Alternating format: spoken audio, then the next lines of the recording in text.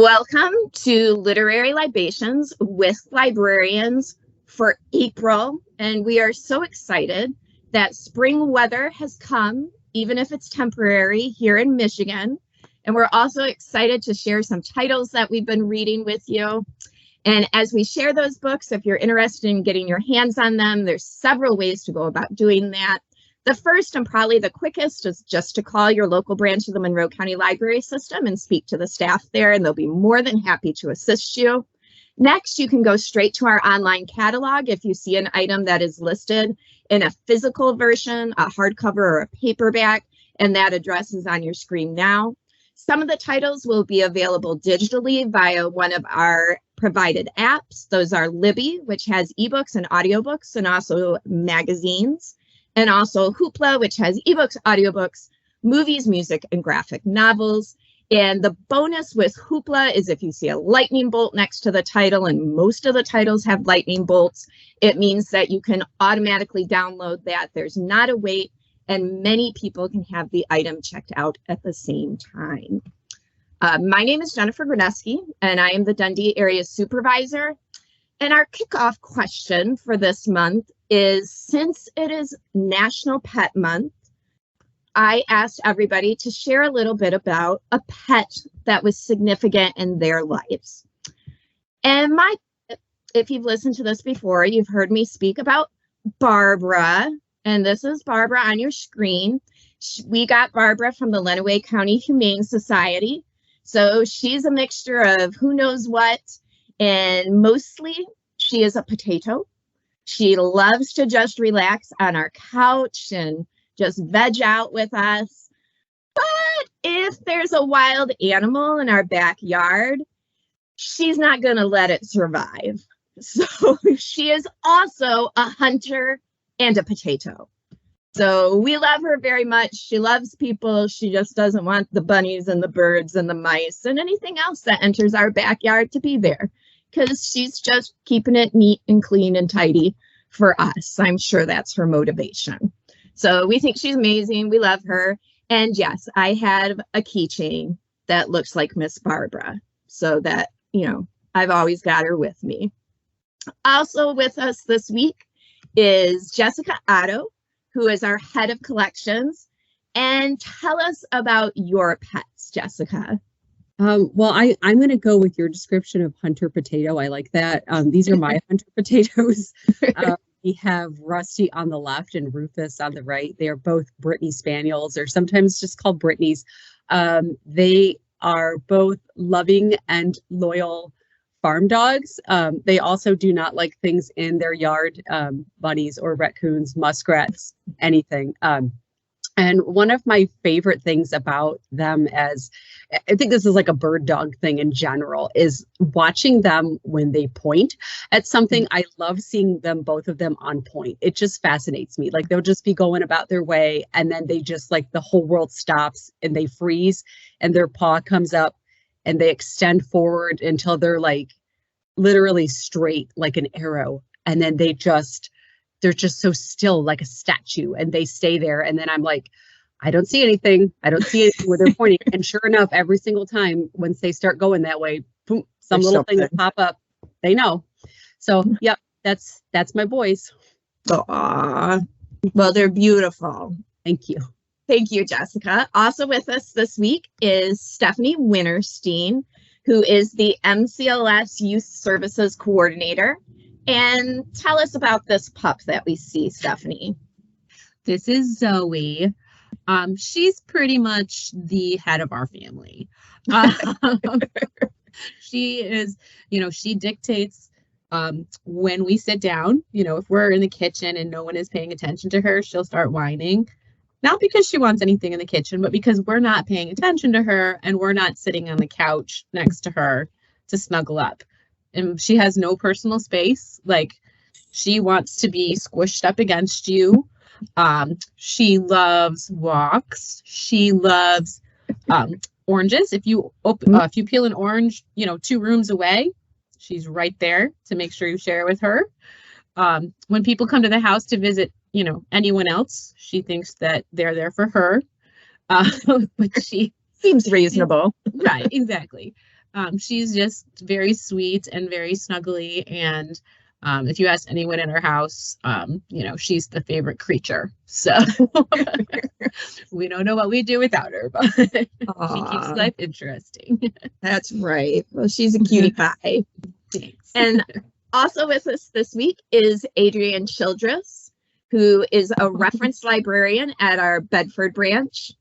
And tell us about these animals, Adrienne. So on the left, you'll see Hartley the cat. He's clearly just chilling, listening to some music right there. He was the first pet that I ever adopted independently. He is a shelter cat who is allergic to everything. So he takes special kitty meds for his numerous allergies. He's an old man now. This photo is from 2009 when he joined my family. So he's an old man, but still hanging on. And then the dog is Whiskey 6, the pug. He is I'm going to go with everyone else's description. He is a potato, especially so since he's put on some weight since that photo. Now he looks even more like a potato. Aww. But we've had him since he was allowed to be separated from his mother, so he's now coming up to be a somewhat older man as well. Aww. Look at their sweet faces. Thank you, Adrienne. And now we are going to jump into some of the books that we've been reading. And I am going to ask Jessica to kick us off with what she has been reading and enjoying lately. Sure. So imagine that you are 11 years old and you're on your own for the first time and boarding a ship to leave the only home you have ever known to rejoin a mother that you have not seen since you were 6 years old. This describes the journey that author Michael Ondaatje took from his native Sri Lanka to start a new life in England in 1954. This journey is the basis for my first title, the mesmerizing 2011 novel, The Cat's Table. Although the book is based on real-life events, Ondaatje stresses in his author's note at the end of the book that although the novel sometimes uses the coloring and locations of memoir and autobiography, The Cat's Table is fictional. So our book begins with our young protagonist, Michael, embarking on a ship called the Oronsay in Colombo, Sri Lanka, With its 7 levels and room for more than 600 passengers, Michael can't help but to think that the ship is more of a city rather than a seafaring vessel. He finds wonder in even the simplest amenities, such as having stairs to climb and even having a blanket to sleep under. These are things that he was not accustomed to in Sri Lanka. So once in his cabin, Michael receives a note telling him that he is assigned to table 76 in the dining room. So after a brief nap, he makes his way to the dining room for his first meal on board. Michael discovers that there are 9 passengers assigned to table 76, including 2 boys his own age, Cassius and Ramadan. Some of the other passengers at the table 76 include Mr. Max Mazzappa, who is a pianist in the ship's orchestra, who goes by the stage name Sunny Meadows, Mr. Neville, who is a retired ship dismantler, Mr. Daniels, who is a botanist transporting live plants from Sri Lanka to England, a tailor named Mr. Gunasekera, who often smiles but never says a word to anyone, and finally Miss Paranetta Laschetti, who declares table 76 to be the cat's table, as it is what she thinks the least privileged place in the dining room due to its distance from the desirable captain's table. So over the next 3 weeks, Michael, Cassius, and Ramadan form a close bond as they explore the ship and find adventure and mischief at every turn. They hide in lifeboats to spy on their fellow guests. They routinely sneak into the first class section to swim in the first class only pool. And they become enthralled with an Australian girl who roller skates around the perimeter of the upper deck every morning. The three boys also form their first adult friendships with Mr. Mazapa, who teaches them about music, Mr. Daniels, who introduces them to botany, and Miss Lischetti, who we find out that she enjoys hiding pigeons in her coat pockets. And she also has a habit of, she likes to read crime novels up on the outer decks, and she's often seen throwing them overboard when she's disappointed with any of the plot twists. Just overboard. In addition to near constant adventure, there is also some danger in the form of a powerful storm that damages the ship and almost takes the lives of two of the boys. There is also a bit of mystery when it's discovered that there is a prisoner being held in a small jail on board, and the prisoner can be seen walking in chains on the outside upper decks late at night, being escorted by guards to his daily meal. There is also some intrigue when a rumor starts that one of the passengers is not who they say they are, but is actually a secret agent in disguise to ensure that the prisoner does not escape the ship. So as the voyage of the Oronsay progresses, the story starts to move between Michael's time on the ship and his adult life in England years later. We learned that Michael has stayed in touch with some of his fellow passengers over the years, while other friendships were meant to last only until the ship docked at Tilbury. Ondaatje expertly weaves together these two timelines, revealing shocking events toward the end of the Oronsay's voyage and the satisfying reflection of how the bonds that we form from shared experiences can reshape our world and our relationship with those in it. So first published in 2011, The Cat's Table was shortlisted for the Giller Prize. It is a must-read for Ondaatje fans. It's also recommended for fans of sea stories and coming-of-age novels. I can also see this being a good book club discussion books. There are so many fascinating characters in this, and just so many different literary elements and bits of different genres that I think it could appeal to a wide audience and really have a good book club discussion. So also, if you are a fan of Ondaatje, I actually found a clip of him on YouTube from the PBS NewsHour reading from this book, which was just phenomenal. His voice is simply, it's just spellbinding. And in fact, he actually is the narrator of the audiobook version that is available on Libby. So if you choose to listen to the audiobook version, you are in for a real treat. So that's my first title. So for my second title, so in addition to it being National Pet Month, April is also National Autism Acceptance Month, which was, until I think 2 years ago, known as Autism Awareness Month. So Autism Acceptance Month emphasizes the need for public awareness to promote acceptance, celebrate the differences, and be more inclusive towards autistic individuals around us. So as the mother of 2 children on the autism spectrum, this month-long observation is very near and dear to my heart. So I think it is so important for people not just to be aware, but to also be accepting of those with autism and Asperger's syndrome. And I think that's true for everyone, not just for those of us who have a loved one affected by autism, but the prevalence of autism in our society is growing. And so even if you don't personally know someone affected by autism, chances are that at some point you will encounter someone, whether at school or through a workplace or even maybe a library story time.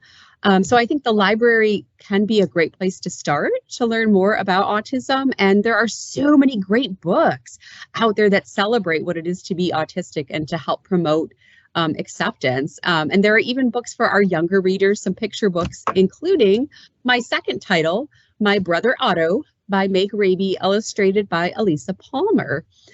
So this gorgeously illustrated picture book starts with a young crow, Piper Crow, introducing us to her brother, Otto Crow, who is on the autism spectrum. Piper describes Otto's behavior, such as spinning around over and over while twirling yellow pipe cleaners. He likes yellow lemonade, and he also likes to wear the same yellow clothes every single day.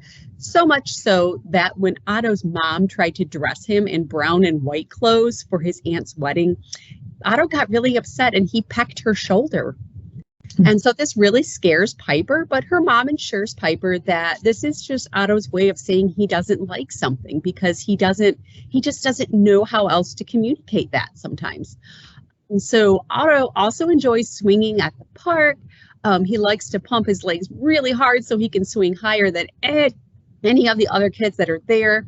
But Otto does have a hard time with sharing the swing. He has a hard time with understanding that the other kids want to take a turn too. So Piper and Otto, they also enjoy eating out together at their favorite restaurant, the Organic Worm. Piper can tell the waitress what she would like to eat. However, Otto cannot talk. And so one of my absolute favorite things about this book is that it shows Otto using a tablet to communicate his order to the waitress. This part is so special to me because both of my girls have tablets that they use specifically for communication. And I often wonder if people, when they see that, do they realize, like, do they think they're watching a show on them or they're playing a game, but that they're really actually there for communication so that they can communicate their needs and their wants, since they cannot do that verbally. So now, of course, Piper and Otto also enjoy going to story time at their local library. And of course, Otto always sits on the yellow square. Eventually, they make their way home and to bed, where Otto likes to climb underneath all of Piper's stuffed animals because he likes to feel wrapped up in tight spaces. And as the book tells us, sometimes Otto may act differently from other kids, but he really is just a little crow who likes to play, learn, have friends, and be loved. So My Brother Otto is just one of the many fantastic books that you can get through the Monroe County Library Systems to observe Autism Acceptance Month. And on a final note, I'd like to point out that this copy, I don't know if you can see it, and sometimes with the background, it's funny. This particular copy of My Brother Otto was donated to us by the Summerfield peer-to-peer group. See if I can get it on the camera there. So I just wanted to say thank you to the Summerfield peer-to-peer group for your donation and your support of our collection development objectives. Excellent. Thank you so much for sharing that, Jessica. I'm always amazed at our picture book collection and the wide diversity of topics that are available there for even our youngest patrons. It's amazing. Thank you. Welcome. And next, I'm going to ask Stephanie to share about what she's been reading and enjoying. Okay. So I typically read like romance. So I'll start with that before I take a little twist and read something that tell you about something I read that was a little different. But my first book is One True Loves by Taylor Jenkins Reid. And I didn't think I was going to like this book as much as I did, but I totally enjoyed it, and it had a thought-provoking question. So basically, it's a story about Emma, who basically married her first love, and they traveled the world. She wanted to live as far away from her hometown and her parents' bookstore that she could, because she just didn't want that life. And they got married, and her husband traveled for his job, and he went away on a trip, and he died. Or I should say, it was suspected that he died. His helicopter went down and they couldn't find him, and so he was presumed dead.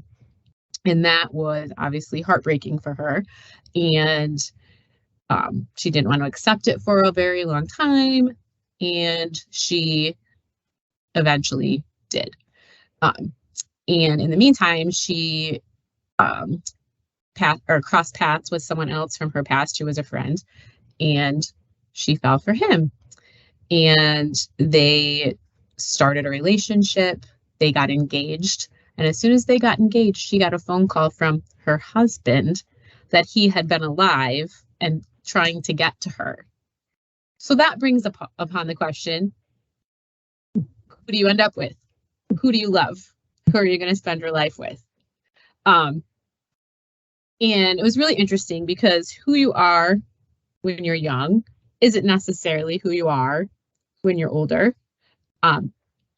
Which of those bonds, is stronger? Is that necessarily it? Do you change through time? There's a lot of things that you have to look at to see. I'm not going to tell you what happened, but it definitely was, like I said, it was very thought-provoking, and it made you kind of wonder, like, you might be like, oh, of course, her husband. Or no, she's moved on from him, and now her fiance. Who does she choose? So that's also being made into a movie, so I'm excited to see how they do that. But at least I can say I read the book first to see how they did it. But I definitely recommend picking that one up and reading it if you're into romances.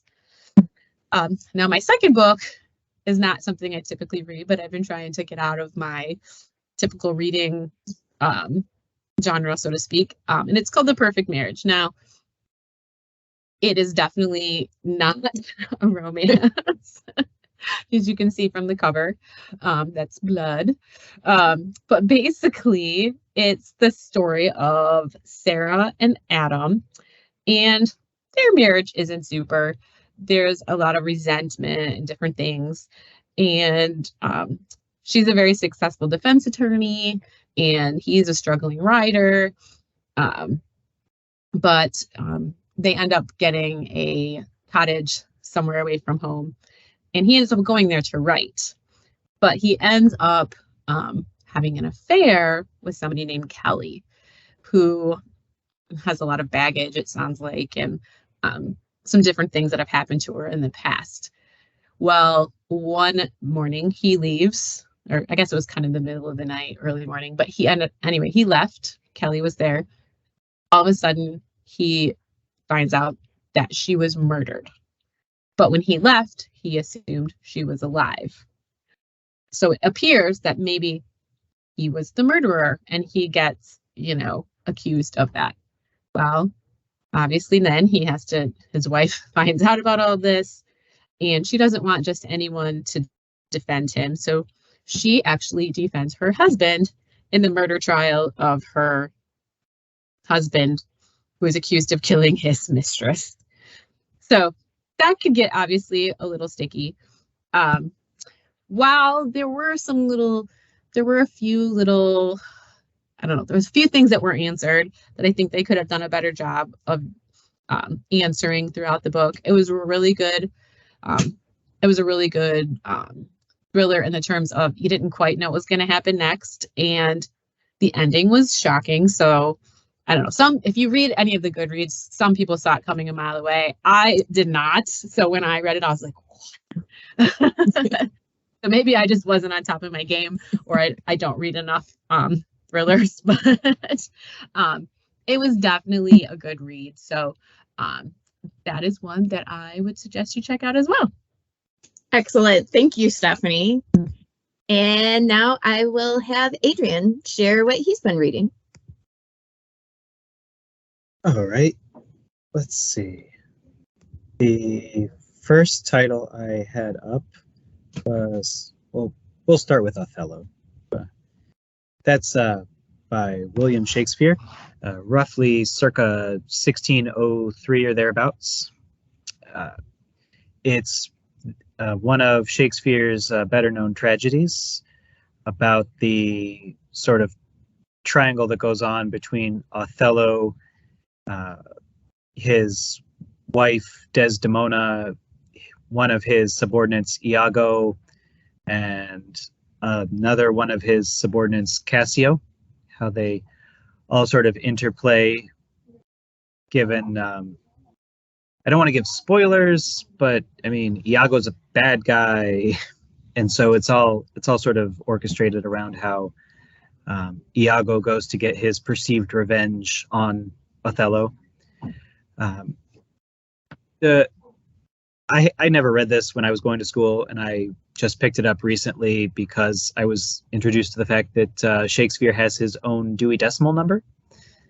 And I thought that was pretty interesting, and I just kind of wanted to make anyone watching this aware that Shakespeare does have his own Dewey Decimal Number, and that just because you may no longer be in school doesn't mean you don't have, like, you can't enjoy these classic plays and works.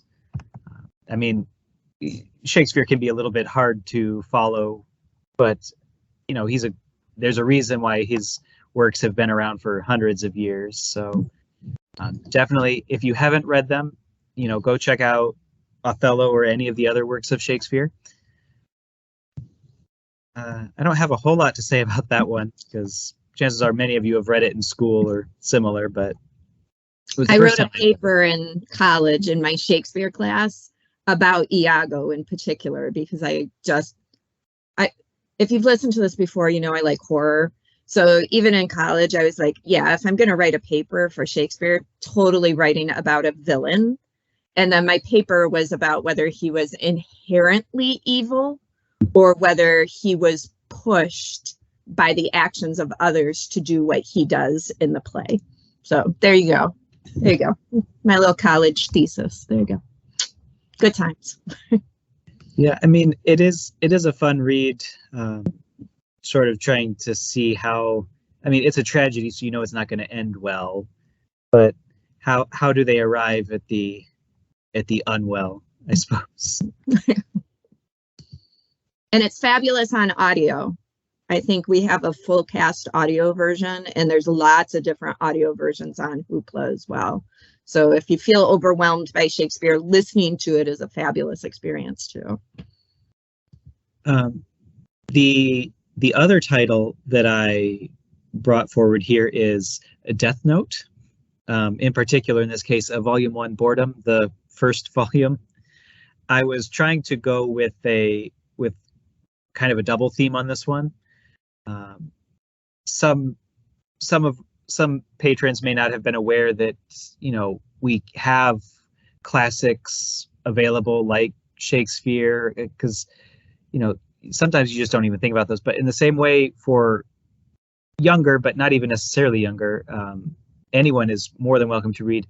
We have a variety of graphic novels and manga available in our collection, and so I tried to highlight one that Death Note, in this instance, written by Tsumugi Oba and illustrated by Takeshi Obata.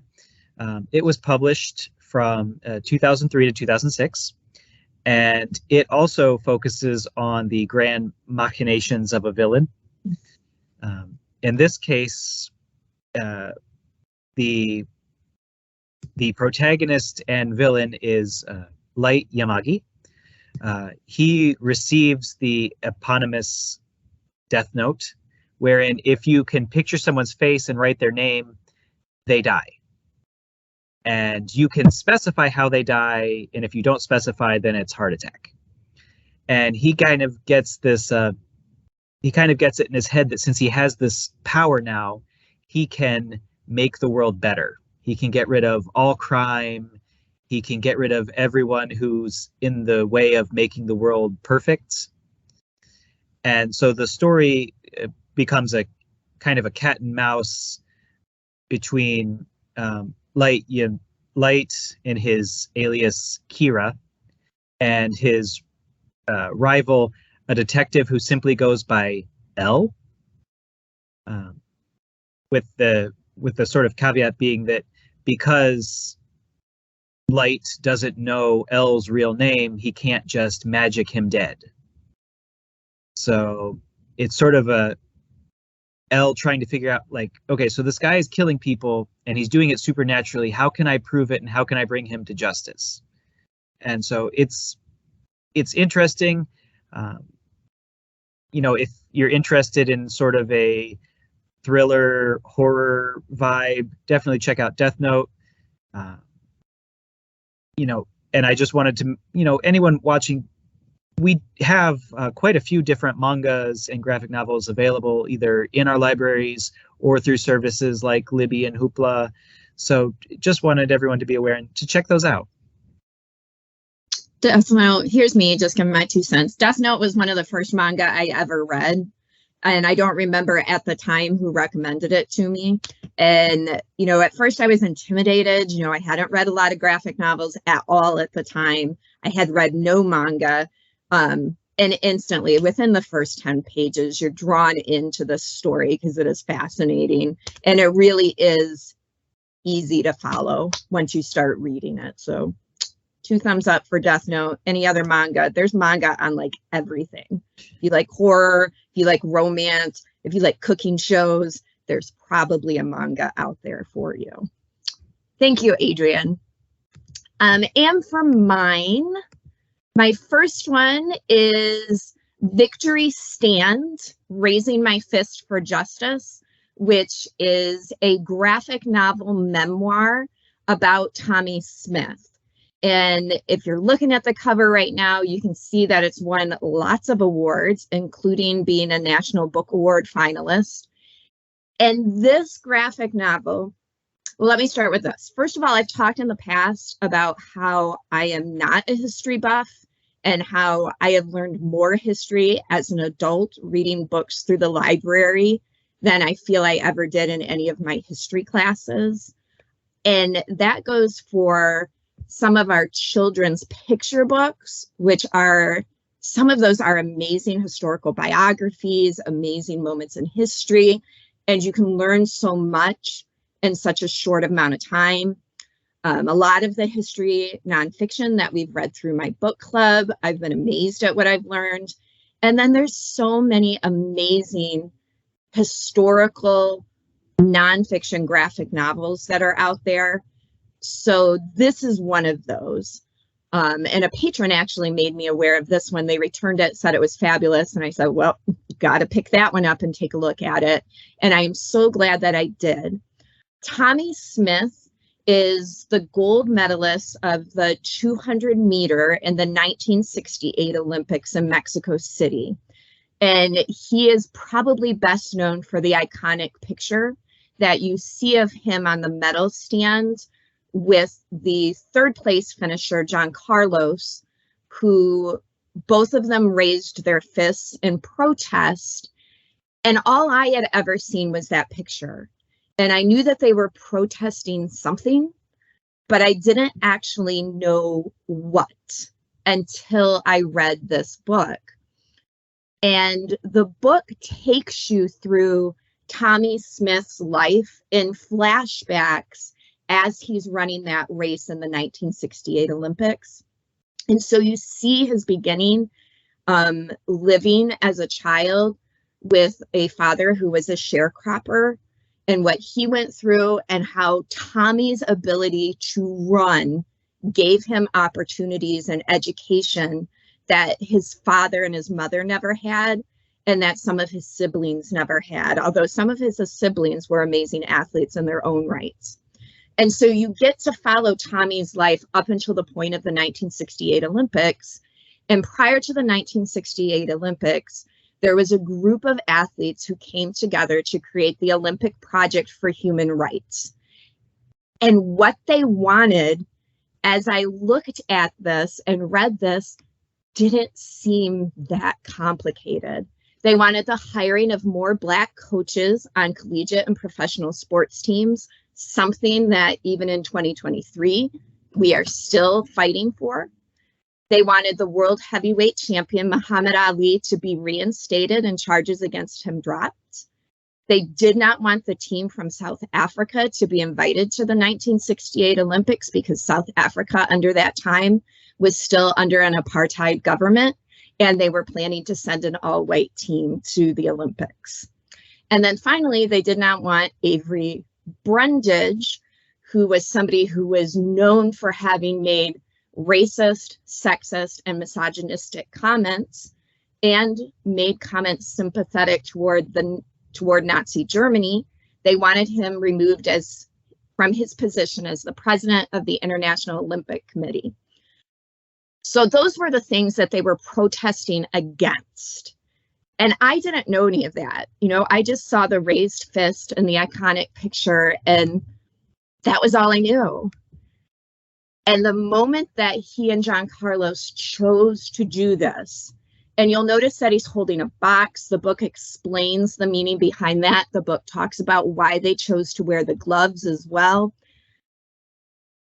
That moment changed his life, because he knew when he did that it was a good possibility that he could be stripped of his medal and that he would not be able to compete further in the Olympics. And there were other events that he was eligible to compete in. And he did it anyways because he thought it was important enough that these athletes be seen and that their commitment to change be heard. And up until this moment, people weren't listening. And so even though this moment in 1968 affects him negatively, he has a very difficult time finding work after this. There are certain coaches that won't work with him. He still feels that he would do it again. So if you have any interest in history, if you have interest in knowing a little more about how complicated life is, you know, let's teach our kids that life is complicated and let them know that these moments mean something. So after I finished this, it is appropriate for teenagers. I gave it to my son and said, you need to read this. And as always, he kind of goes, okay. And he did read it, and we got to discuss it afterwards, and it made for a great discussion. So I just encourage everyone, you know, if you're interested, even if you're not interested in history, check out some of these great graphic novels and see what's in them and gain a different perspective and learn something that you maybe didn't know about before. So now I'm going to go from my serious book to my not so serious book, which is Murder Your Employer by Rupert Holmes. And I mean, how can you not pick up a book with that title? I mean, immediately I'm like, well, got to pick that up. I don't even know what it's about, but I need to make sure that I have that in my hands and I check it out. So it's exactly what it sounds like. It's if Hogwarts was turned into a school for adults who want to murder people who make the world a worse place. So you have all of these adults heading off to university to learn how to get rid of the people from their lives who not only are making their lives terrible, but are making the entire world a worse place. It's very tongue-in-cheek. You follow 3 different students at the McMaster's University and find out how they plan to commit their murders. And the university is going to help them to do this, make sure that they're successful and that they aren't caught. And they have very, rigid guidelines for who's accepted. You just can't get in and murder anybody you feel like. You need to make sure that the person is making the world a worse place. So you get to follow 3 different characters through the university and the different lessons that they learn and, how to commit murder and not get caught. You could be learning some accents, you could be learning foreign languages, you could be learning disguises, poisons, all sorts of different things. So you follow them through school and then you follow them as they go back out into the real world and attempt to commit their murders. And my best description of this is that it's if you were reading an Agatha Christie novel that followed the murderer instead of those who are trying to solve it, because these are not simple murders that they are planning. These are possibly the most over-the-top, convoluted murders that you could come up with. It is also set in the 1950s, so that sort of sits with the Agatha Christie time period. And it also gets away from all of the technology that we have nowadays that would probably make these impossible to happen. So if you like murder mysteries, if you like some dark humor to go along with your murder mystery, I think you'll enjoy this one. Be aware there is adult content, so if that bothers you, this is not the book for you. So that is Murder Your Employer by Rupert Holmes. All right. Thank you to all of you for sharing books that you have read. And thank you to those of you who have listened this time. We hope that you've heard something that maybe you want to get your hands on and start reading. And we'll see you again in a month. Bye.